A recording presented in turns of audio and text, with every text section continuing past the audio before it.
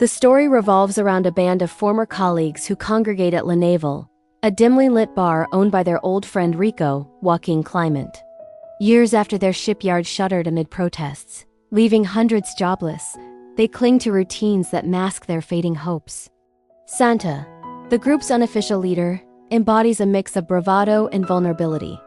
Facing a court date for vandalizing a street lamp during the layoff riots, he dreams of escaping to Australia, where even the kangaroos have jobs. Bardem infuses Santa with magnetic energy, turning small acts of rebellion, like babysitting Rico's teenage daughter Nada Ada Folch, and turning it into a group hangout into moments of levity amid gloom. Jose Luis Tozar, once a skilled welder, grapples with emasculation as his wife Ana Neve de Medina toils at a tuna cannery, her steady income highlighting his impotence. Their marriage frays under the strain. Jose's jealousy erupts in petty arguments, like criticizing Ana's fish-scented clothes or forbidding her from accepting rides from coworkers. Tozar's portrayal is searing, capturing the slow erosion of self-worth. Lino, Jose Angel Agido, the eldest in his 50s, endures humiliating job interviews for positions far below his expertise.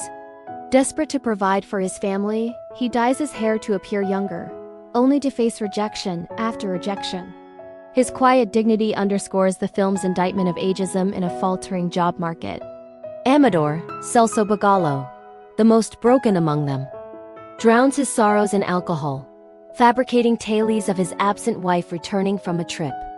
Living in a squalid fourth-floor walk-up without running water, he isolates himself, but Santa's persistent kindness cracks his shell. One drunken night, Santa helps Amador home, witnessing the depths of his despair. Sergei, Serge Ryabaukin, a Russian immigrant claiming to be a thwarted astronaut, adds wry humor with stories of Soviet-era woes, while Reina, Enrique Villain, employed as a stadium security guard, sneaks the gang into soccer matches, offering fleeting escapes. The narrative unfolds through vignettes of everyday survival, barroom banter laced with philosophy, failed loan applications at banks that once courted them, and feudal ferry rides across the Ria, reminiscing about better days. Tensions peak as personal crises collide. Santa, after settling his fine in court, impulsively smashes the lamp again, in a fit of rage against systemic injustice. Jose's marriage teeters when Ana packs to leave, weary of his resentment. But his raw vulnerability at Amador's funeral, where he collapses in grief, prompts her to stay, hiding her suitcase in silent compassion. The friends, shattered, steal a wreath from another grave for his sparse funeral, a mordant commentary on their invisibility.